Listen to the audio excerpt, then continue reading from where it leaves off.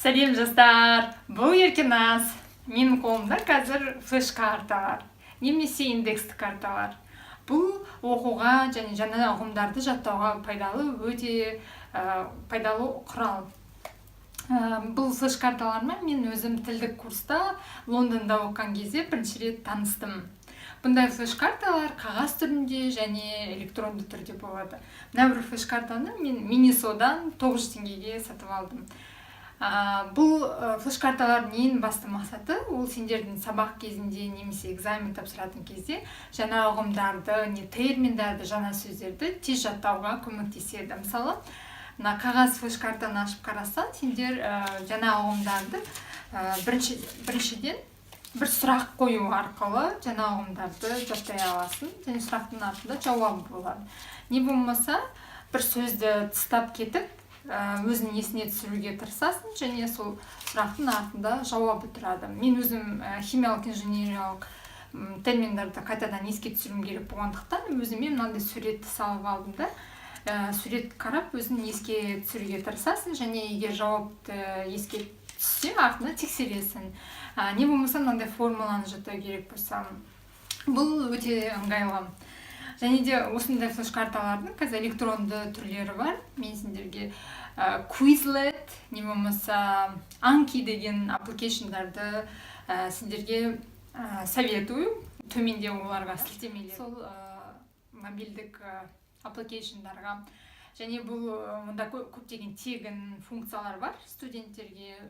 Мен ойымша қазір бәр студенттерде смартфон бар. Сондықтан бұл аппликейшндарды қолдану өте ыңғайлы. Бұл енді флеш-карталарды жасау түрінде. Ал енді ол флеш-карталарды қалай қолдануға болады? Біріншіден, әрбір кітапты, не болмаса жаңа бастаған кезде, біріншіден кітаптың бүкіл бөлімін оқып шығып, содан кейін барып қана бұл флеш-карталарға жүгіну керек. Сонда ол жерде өзіне керекті ең басты 5-6 ұғымды бөліп алып, содан кейін бұл электронды, не болмаса қағаз флеш-карталарына жазу керек. Және сенде осындай флеш-карталар көп жинала бастаған кезде, бір 30 шақты флеш-карта жиналса, сендер өзінің Лейтнер системасы бойынша бір осы флеш-карталарды бір коробшаға жинауға сендерге ақыл айтамын. Бұл коробшада сендердің 5 бөлімге бөлінеді. Лейтнер әдісі бойынша, төменде ол туралы ақпарат беремін. Лейтнер әдісі бойынша сендер ең бірінші бөлімінде бұл қорапшаның бүкіл жаңа сөздер, ұғымдар, жаңағы термин, суреттер тұрады. Және сендер бірінші күні сол сөздерді қайтадан жаттағыларың келсе, әрбір флеш-картаны өтіп шығасыңдар, шолып. Егер оны тез еске түссе, онда бұл екінші деңгейге барады. Егер еске түспесе, ол бірінші деңгейде қалады.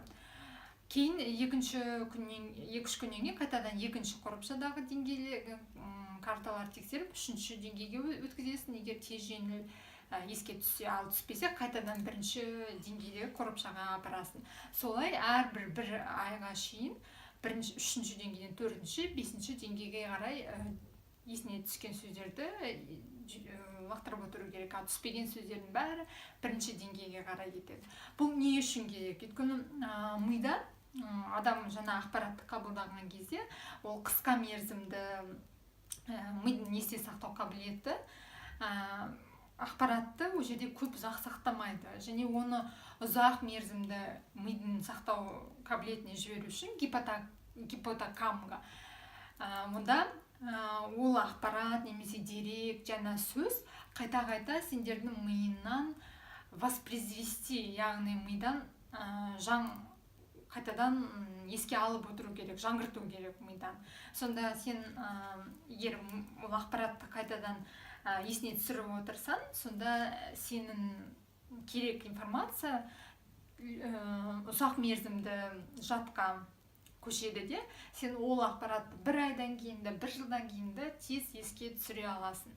Және бұндай әдіс мен ойымша дәрігерлерге, инженерлерге керек сияқты. Өйткені олардың оқыған білімдері, терминдер 5 жылдан кейін, 10 жылдан кейін де қайтадан керек болады.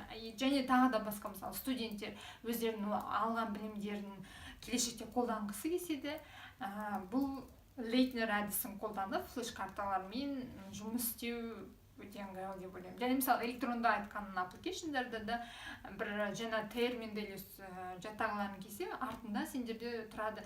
Бұл термин жеңіл жатталынды, бұл терминді қиын жатталынды, не болмаса мүлдем еске түсіре алмадым. Сол принцип бойынша бұл өте смарт алгоритм аппликейшндағы бұл ұғымдарды саған тез жаттатуға тырысады.